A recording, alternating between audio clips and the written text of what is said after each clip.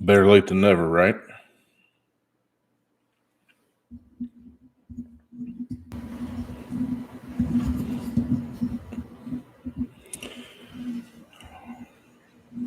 What's happening, Mike?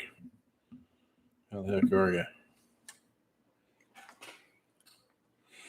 you? I was listening to Vincent Saint, I guess is the guy's name. It's that fitness guru that you see pop up all the time. And I'm pretty tired.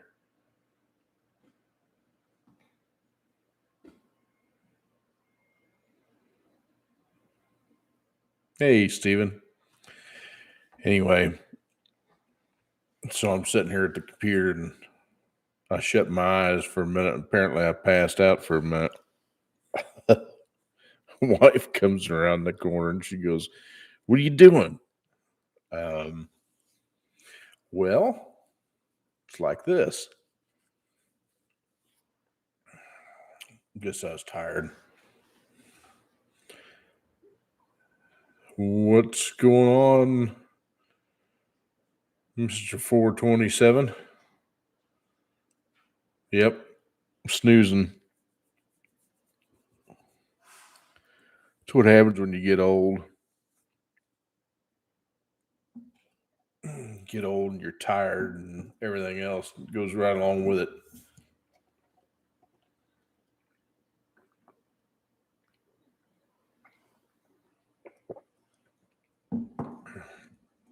So anyway, well, we got some pretty good rain the last 24 hours.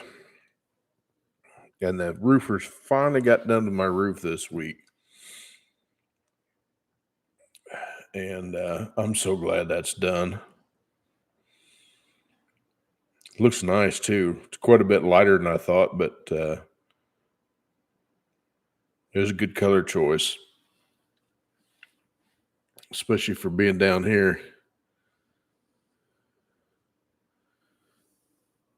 What's going on with you, Mike? How come you got to go back to hospital?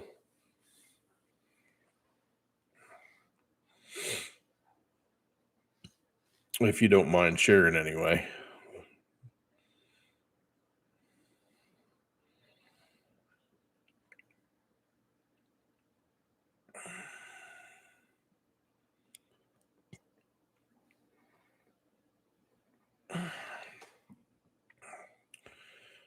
Anyway, it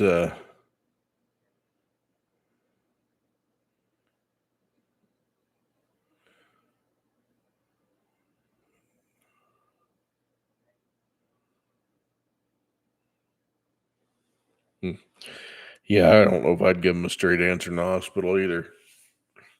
I'm sorry to hear that it's got COVID. Hopefully, he'll pull through just fine. Some people can recover from it, some can't.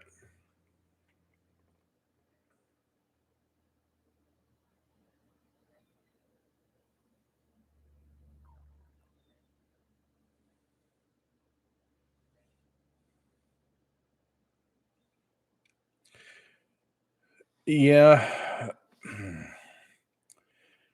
Here's the problem with the fifth wheel, and I'd like to fix it. I really would. But to do it right, when it was raining yesterday, I went out there and I checked to make sure that it wasn't a previous problem, and I got and looked underneath the fridge, and sure enough, it was sitting there dripping from the back side along that back wall, and the back wall is just rotten. I mean, you can't literally see it because it's everything's all covered up, but it's definitely leaking back there. So I'm gonna have to find out where the leak is coming from. And the unfortunate thing is the decking on the top is rotten for sure. Now, this camper is an aluminum structure, but it has aluminum and wood for the roof. And the roof is made out of the aluminum rafters, and then it's got, excuse me, 3/8 decking on top of that. And then, of course, you've got, it's actually foam insulation, um, the 3/8 plywood decking. Then it's got um, the rubber membrane on top of that. So to do it right, you need to replace some of that wood because it's pretty rotten.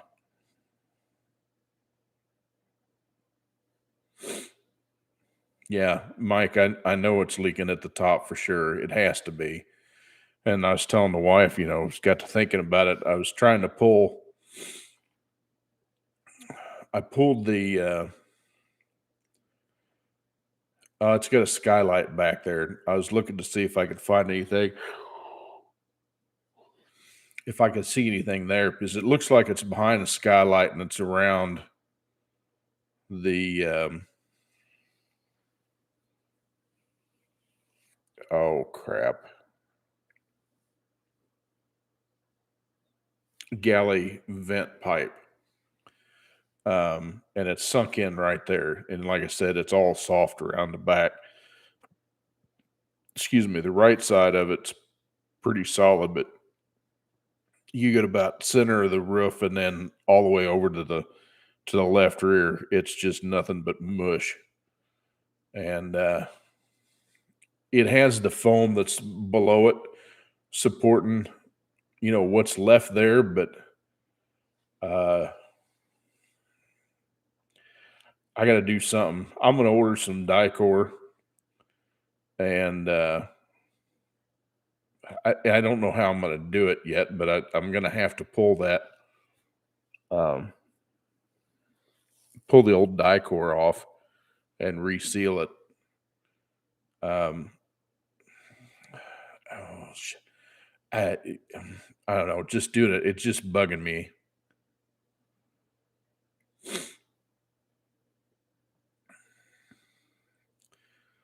Yeah, I put new skylight seals in last year that actually go around the lids. They were all rotten and falling apart. I replaced those. I mean, they're not leaking there.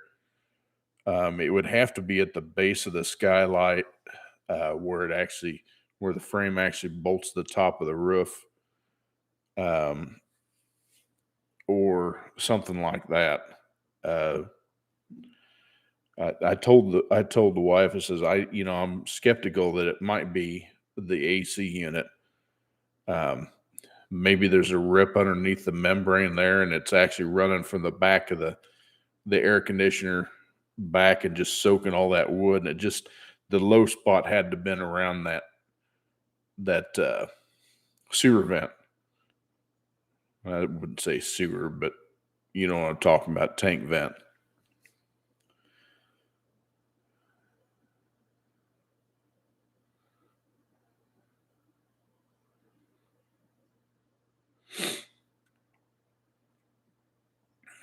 And Ice 427, what you decided to do about the cab? I'm going to do the cab. I don't have any choice really in the matter, because the cab's getting so bad that I'm afraid that the structure that holds the doors closed, is getting so weak because there's not enough metal there really to hold the latch. So I need to replace it. And the cab really is in pretty good shape. I mean, it's just got some dents in it that they can be pulled out and cleaned up, and we'll cut the cab in. It's just, my lord, when I start that job, it's going to be a huge job. And it's going to be very time consuming, and I'm not sure how exactly I'm going to do it because it won't fit in my garage. Um, and I really don't have a covered area to do it where I can leave stuff open or anything like that. So, oh Lord. So, and like I said, he had some good beds there that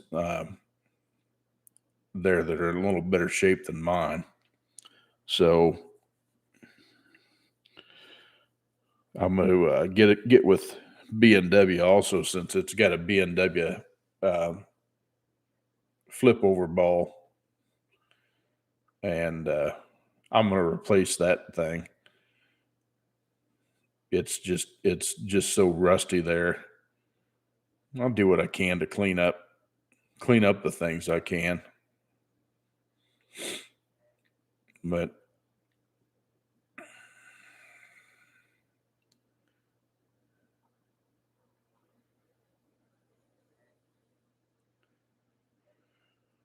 no, they're not, Mike. But even this one is just going to take some work, because I mean I have to take and swap over all the harnesses and everything else. I do have to swap the back glass out of my vehicle and put it in this one, because mine's a rear defog and this one is not. Um, this cab doesn't have the hole for the antenna for the cell antenna, which is fine, because that doesn't even work anymore anyway. That was part of OnStar, and excuse me. When OnStar went digital, of course that system didn't work anymore. It worked great when it worked. I had it for a while.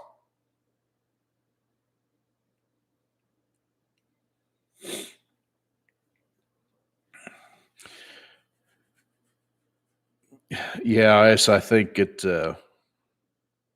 I've done cabs before. I've done them at the shop. Um, you'd get a body ticket in there, and that had frame damage. You'd have to swap everything over, and the frame difference is that you got lift to put the cab up on, and you can do everything there, and you're in a enclosed area where you can stay dry. I don't have that here at the house, so everything has to be done outside. And the way it rains here, it's something else. So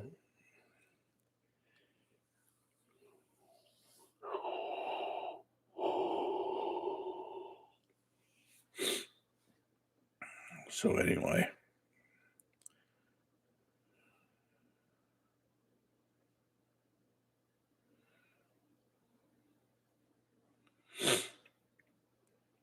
Yeah, I don't know that I've run across that, but I mean, it is important that you have good connections. Yeah, like I said, it's not my first frame job I've ever done. I guess it wouldn't really be a frame job, just we're swapping out the cab, but um, the cab should be identical, just swapping over the harnesses. Um, I don't think it makes a difference on the brakes or the pedals or anything like that. All the holes should still be there. If not, I can add them. Um, Again, it's not that big a deal.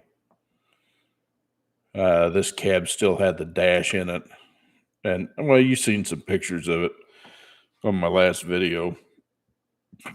Excuse me. That's not something that's apparently very popular on my channel anyway. Uh, y'all told me that pretty well. I mean, it didn't have any views to speak of, and just bombing. Of course, I just been bombing all over the place. Haven't been putting out good content for you guys. Just been trying to get through life.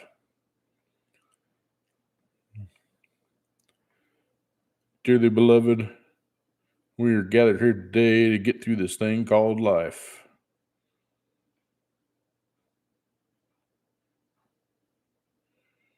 Pro Fitness Texas, a new one. How are you?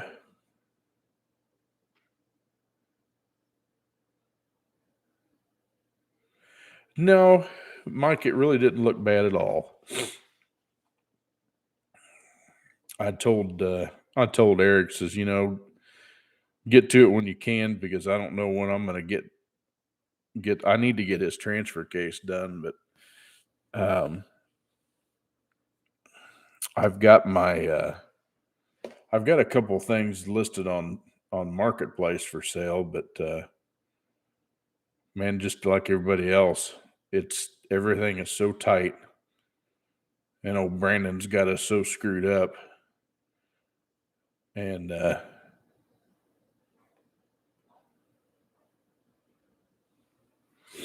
And Steven, I did see that. I'm sorry I didn't respond to it right away, Steven. Uh, yeah, I did see that where the judge froze the mandate, which he should have. I mean, it's unconstitutional.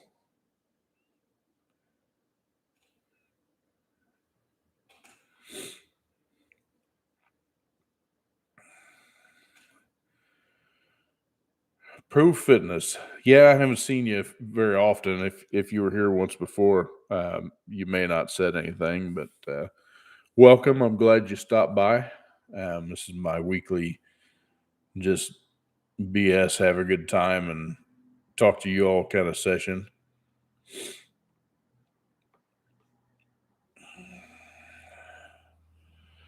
I go over to my buddies tomorrow.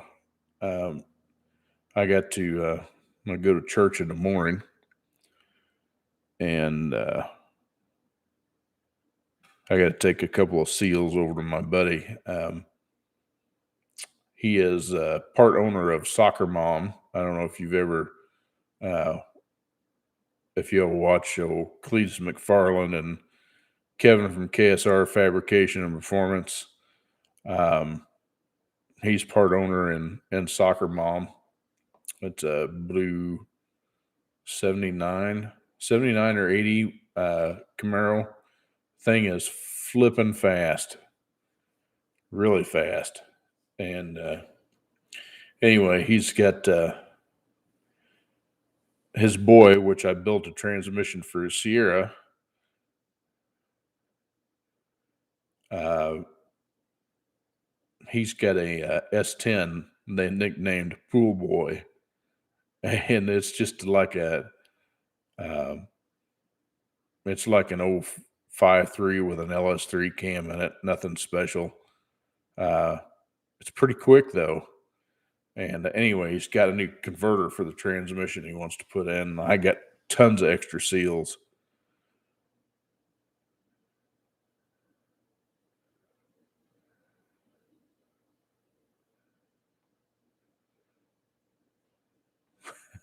Pro Fitness.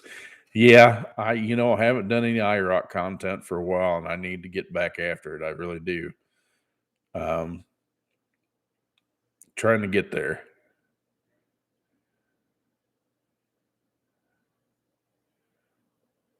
Steven, I did see that 70 Challenger. That was pretty rad. Um, also seen the Hoonigan Camaro with the new 632 crate motor from Chevrolet in there. Oh my lord, that thing's badass.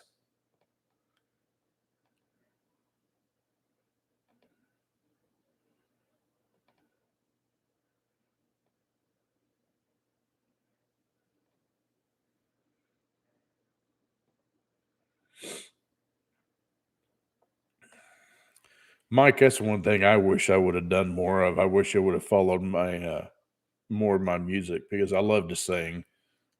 I don't have the face for popularity standpoint anyway. I'm not one of the good looking people. I'm just here. I'm just your average Joe.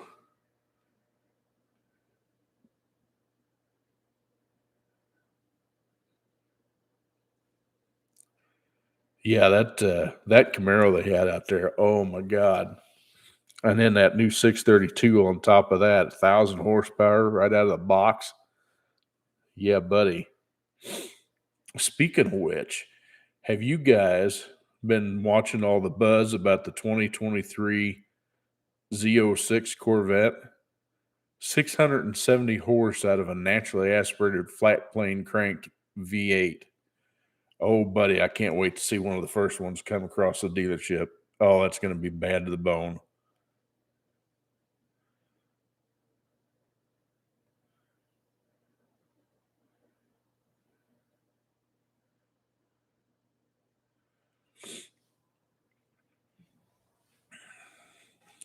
Mike, that sounds like my current job situation.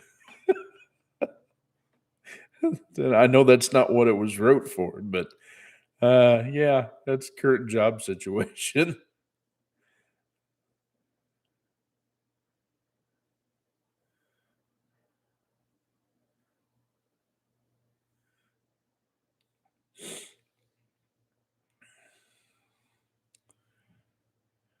Yeah, I got this thing called stage fright. I I'm not good at talking about in front of a bunch of people and seeing everybody staring at me. It's like, what the hell is this guy doing?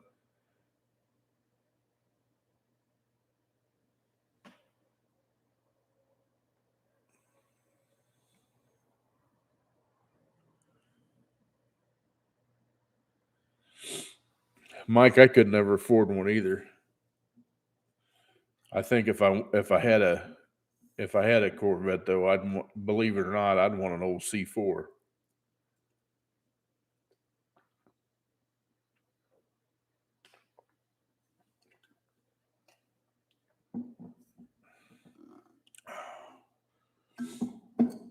Matt Character's got a really cool one. He's got the old LT5. Uh, what is that? The 4 cam motor that they got, and his is all built up. It's bad to the bone.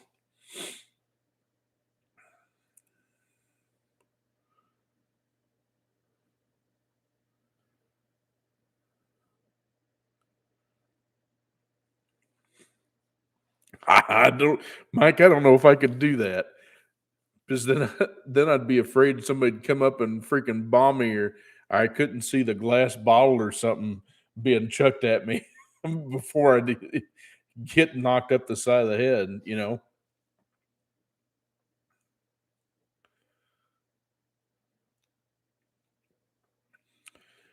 there was a guy I grew up with. He came across one that was he had a '96. Uh, which is probably about my favorite years, the '96, because just the way the nose is and the tail lights and uh, but it had an LT1 in it. Dude, that thing freaking scooted for an LT1.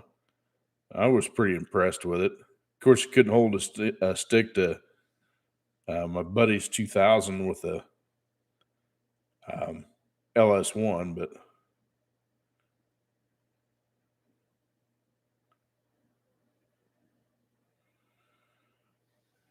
waking up a stock 92 Z28. Depends how extensive you want to go as far as waking it up. The biggest thing that would help any of those is a good set of aluminum heads. Um, just a little bit better flowing exhaust, maybe some shorty headers or something like that. Something simple to keep just to help get rid of the exhaust a little better because those exhaust manifolds are so restrictive. Um, and a good camshaft. And you'd be surprised how much better those cars will run. And they'll run good with a tune port. Um, they'll run real good with a tune port. Tune ports weren't made for high RPM. They're made for anything less than 5,500 RPM. Anything more than that, you're just spinning your wheels. 92 is Z28, the 350s. The tune ports take well to being a stroker motor. 383 is a good combination for that tune port. If you went any bigger than that, it would struggle. But a good set of like 195 cc heads with a 383 and a decent cam, on maybe a mildly ported tune port, and some good headers, you'd be surprised how well those things will run. That's kind of where I want to go with mine. But of course, it all depends on finances, and the way it's looking, I may end up having to sell everything anyway just to make ends meet because of our wonderful administration. Things are costing so much more.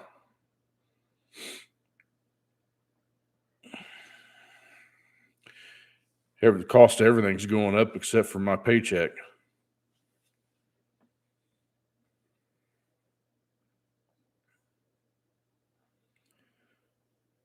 Yeah, the air box on those can be a little bit restrictive. You'd still want to keep it inside the in front of the radiator for that cool air.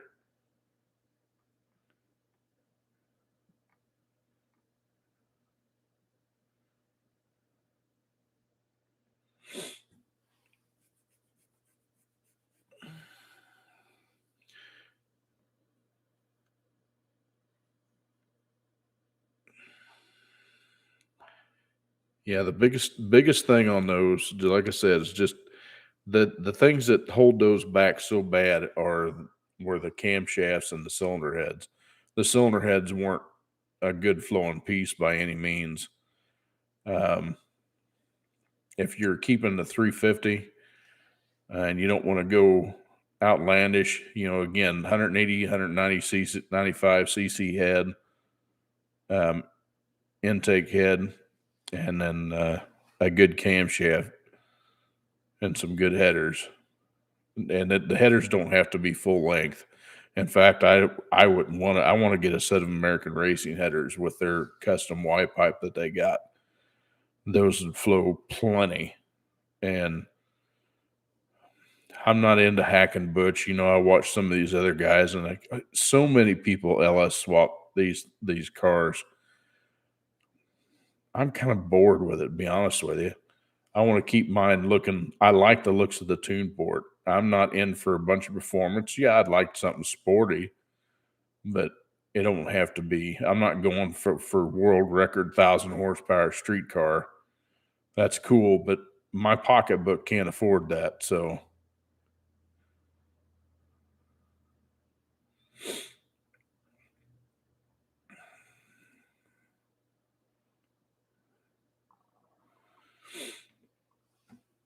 they've got that. L to the W has got that 91 that he got that I built that tranny for, and his has got one of those first TPIs on it. That thing's pretty nice. It really is. It's got a few flaws in it yet, but it's pretty nice.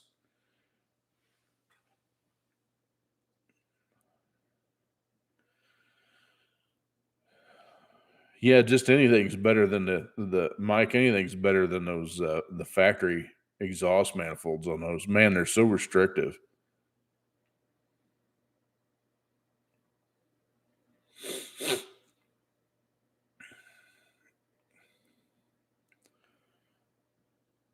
Yeah, Pro Fitness, the comp cams makes a good line of extreme energy cams um, for those tune ports, depending on what other supporting mods you got.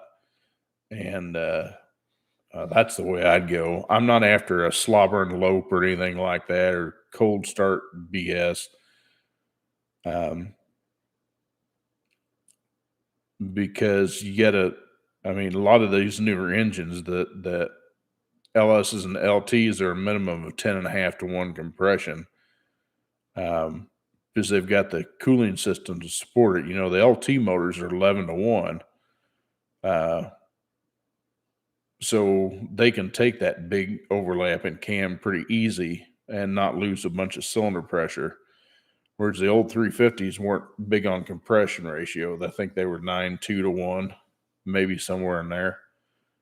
And that was because the iron head. They couldn't get rid of heat, so they have to keep the compression down to keep the detonation down, especially because of the crappy fuel that we run. So, um,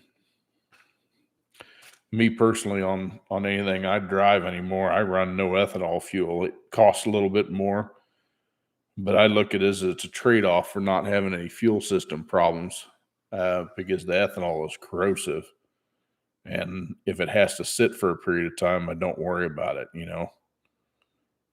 And believe it or not, that Honda I got runs real good on that stuff.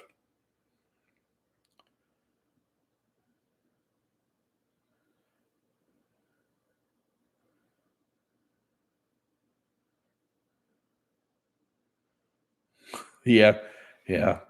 Uh, I used to have a 91 formula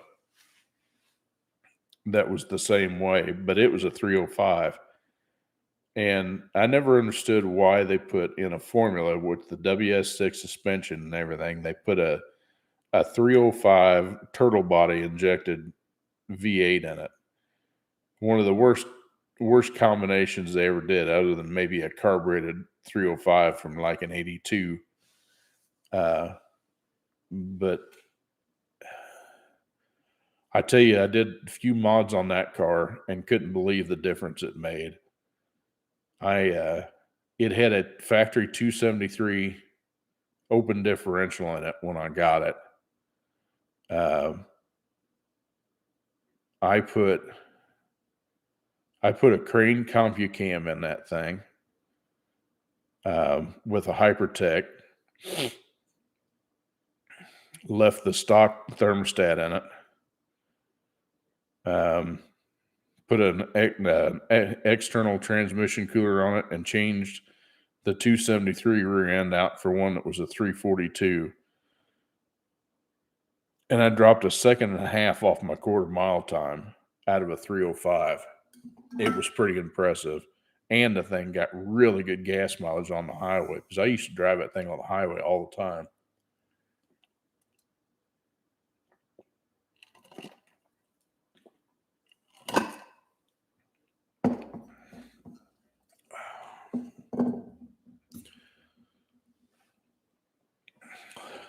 We used to give a buddy of mine a hard time because he bought a 91 that they couldn't figure out what they wanted to do with it, but it was a 91 Z28, but it didn't have the 16-inch tires on it. It had the 15s on it, which we thought was kind of strange, but it had the big old wing on the back and the orange stripes down the hood. It was a pretty good looking car. I don't remember what he ended up doing with that thing.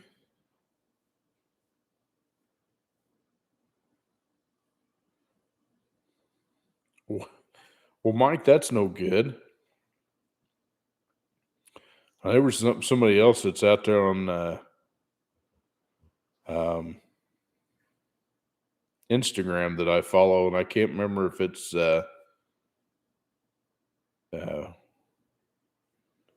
can't remember what the guy's name is, but he did the same thing. He got his running, got out on test drive. I don't know what happened to it. I don't know if he slid around the corner, but man, it smashed the whole quarter panel. I mean, bad. I mean, so it had to slid around the corner and hit a pole or something like that. It bent it pretty good. Unfortunately, those cars don't survive being T-boned very well or back end smacks. They just don't. They might survive better if it had a cage in them. But for all intents and purposes, they don't hold up very well.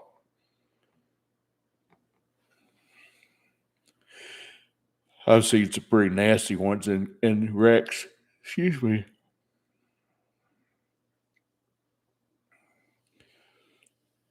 but it's never a good day when you have a wreck. But you know what? If you can walk away from any wreck that you're in with minimal damage to yourself, hey, that's a win. Um, the car's replaceable. Maybe you're not all your time that you spent getting it there isn't, but um, the car's replaceable. Lives are not.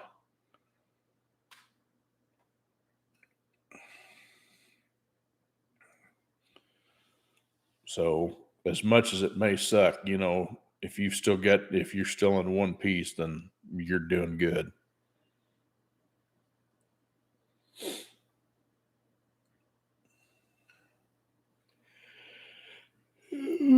Goodness gracious, great balls of fire.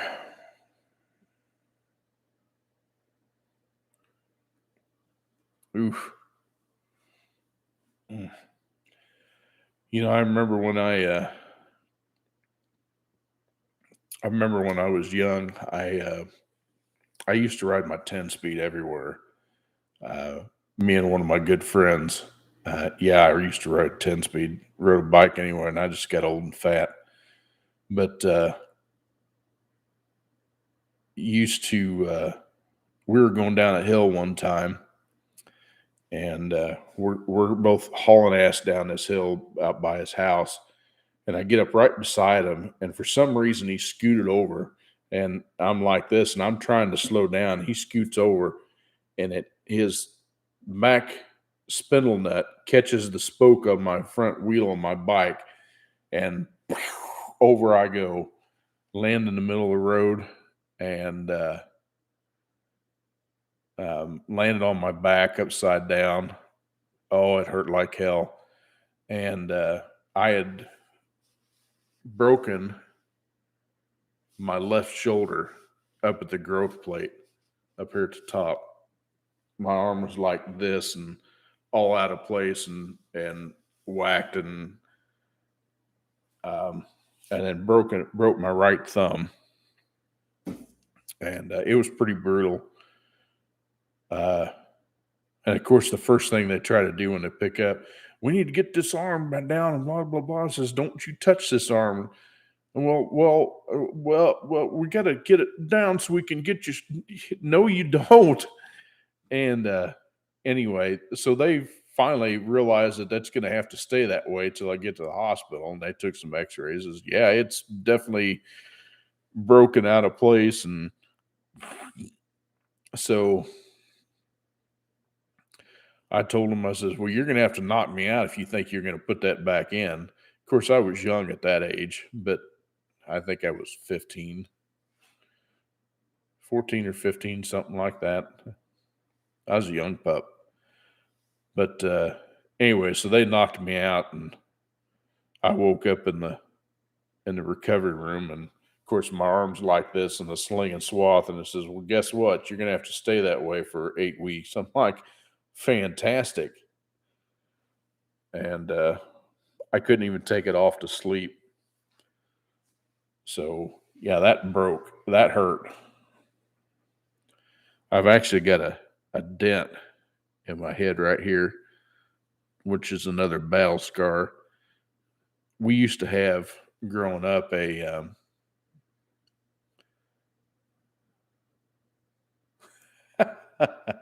Mike. Yeah. I'm convinced some of these gals get into nursing because they know they look good in scrubs. And it's probably, that would be my guess anyway. But anyway, that we used to have growing up in our childhood house, we used to have a retired train bridge in our backyard.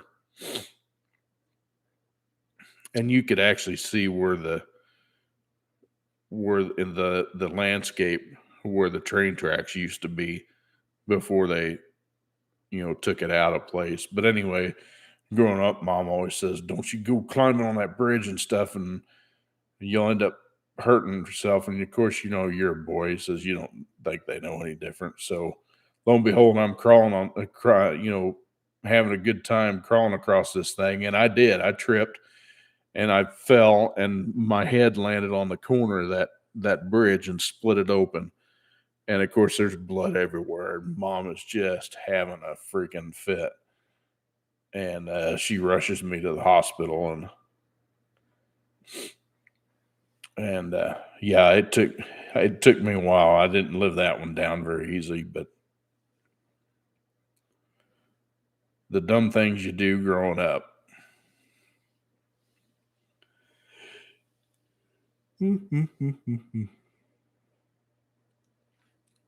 If I ever go bald, that spot's going to stand out like a sore thumb. It'd be a crater in my skull.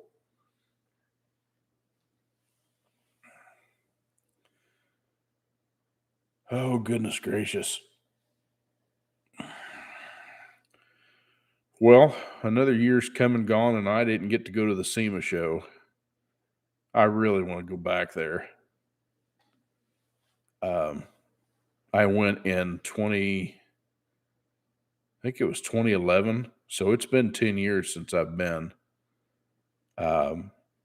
Absolutely had a blast when I went to the SEMA show. Man, there was so much eye candy out there. Both mechanical and physical, if you know what I mean.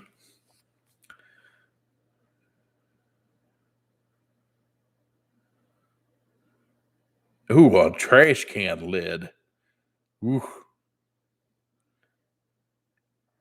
Speaking of things you sled on, one of the jobs I worked,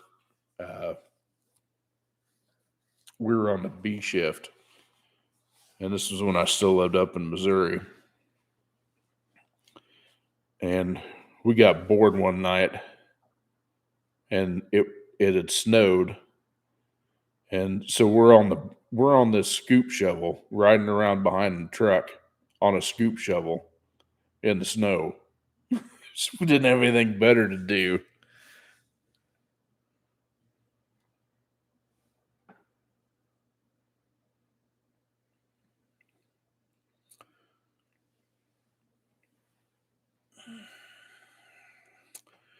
I said it depends on if you're using stock components, if you're using aftermarket components.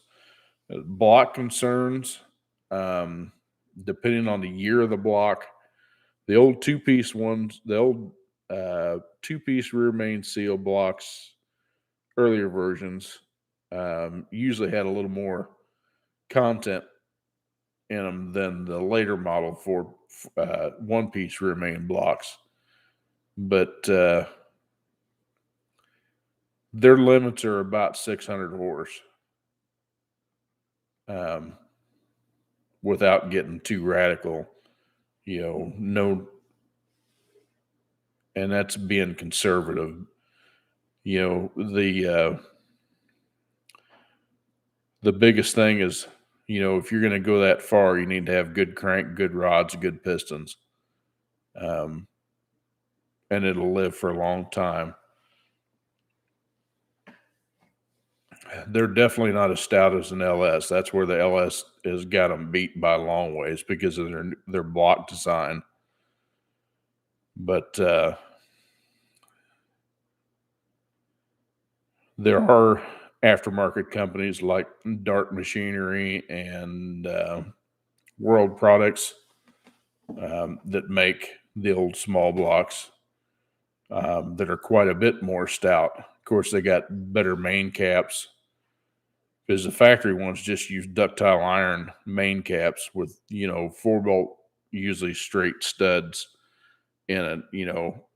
Whereas a later model one will have what they call a splayed main cap, which you get 2 bolts in the center, but then the 2 on the outside are splayed. They go in at an angle. And usually those caps are made from billet steel.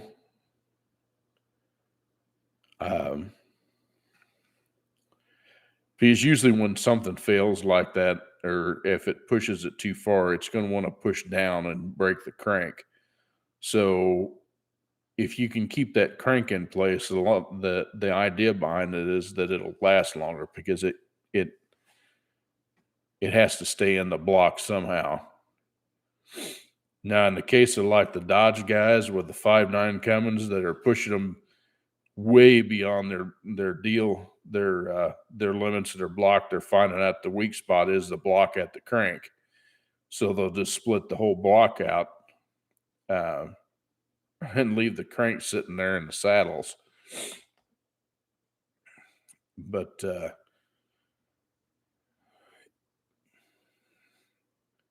I mean, you could push anything beyond its limits by far, but I've heard that a lot of guys will say that in stock trim, they're good up to about 600, 650 horse, somewhere in there.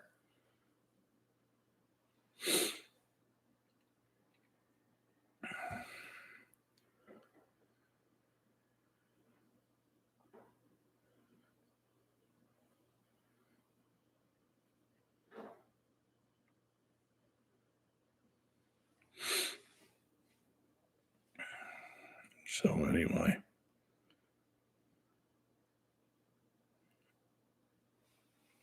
I'm gonna get out there in the shop tomorrow, and I'm gonna try to do a few things. I was trying to get my live stream to go for it to work out there in the barn or in the shop, I should say. I set up another access point in the house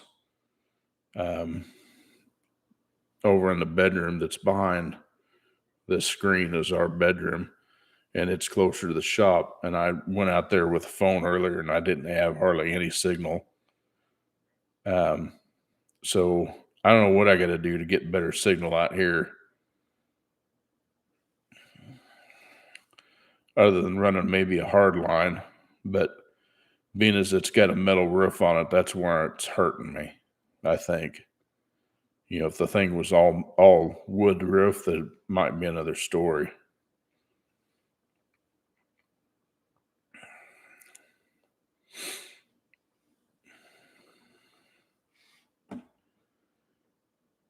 But that's where I'm at with that. So I couldn't do anything out there.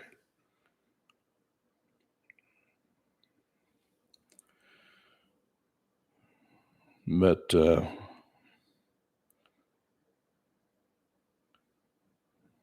I don't know what we're gonna do tomorrow as far as that's concerned. But we'll see what video I can get done for sure.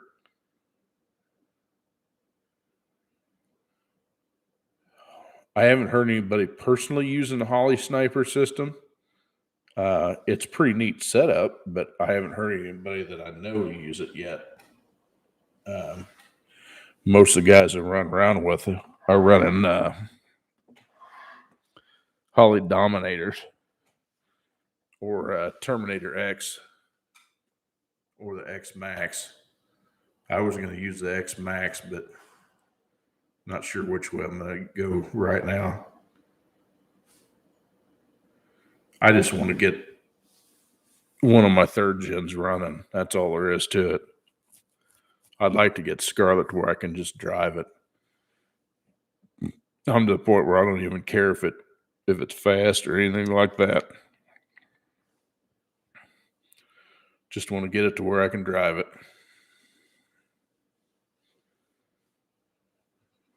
Those cars are fun just to drive anyway.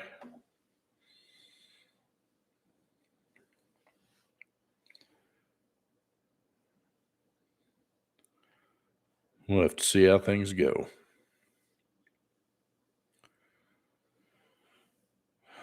Anyway, well, I think I'm going to call it a night, y'all. I appreciate y'all stopping by. If you guys got any questions, you can always email me. I do answer emails. Just email me at iRockandZ. Injector rails are messed up.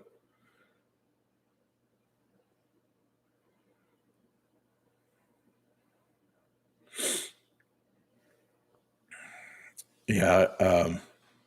So you can always email me. Email me at irockinz@gmail.com. I'll be happy to answer your questions. Or if you'd rather me call you, you can do that also. You can just uh, drop me your number and an email. That way we can keep it private. And I'll be happy to gab with you anytime. So I'm going to try to get a video for you out tomorrow. We'll see what happens throughout the day. But thank you so much for y'all coming by. Y'all take care of yourself. Take care of each other. God bless you, and God bless America. We'll see you. Bye-bye.